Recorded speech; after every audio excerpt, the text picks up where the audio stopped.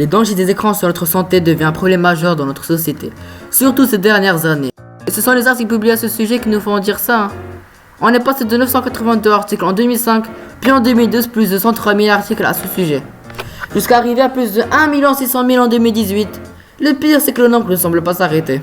Tous ces articles sur un seul sujet, les écrans et ses dangers. C'est pourquoi on parlera des conséquences d'une mauvaise gestion de la nouvelle technologie, plus précisément des écrans.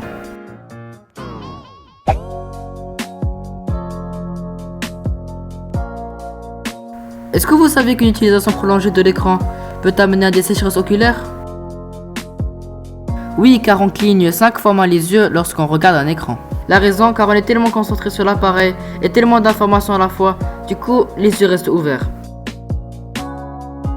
Parmi les impacts négatifs, on peut trouver aussi le trouble du sommeil. Car oui, un usage des écrans en pleine nuit, même bref, est associé à une augmentation de risque de tous les troubles du sommeil. Dès 30 minutes d'utilisation des écrans en cours de nuit, les risques de privation de sommeil, d'insomnie, de restriction de sommeil non reposant sont multipliés par 2. D'ailleurs, lorsque notre cerveau est très actif après les écrans, on peut trouver une paralysie du sommeil. Très horrible, c'est le fait de rester conscient mais totalement immobile face à une créature qui viendra à vous. Je vous épargne les détails. On trouve aussi saut d'humeur, problèmes d'attention, hyperactivité, difficultés sociales, isolement, baisse des résultats scolaires et bien encore.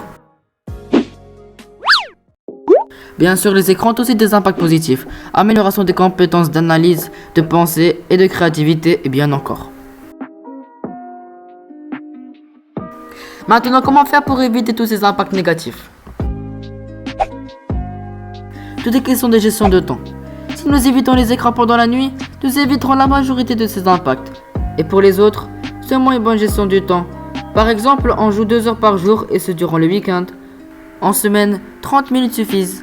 Et pour éviter de dépasser cette durée, vous pouvez désactiver les Wi-Fi à des moments de la journée, pour ceux qui le peuvent bien sûr. Comme quoi, tout est possible et tout est évitable.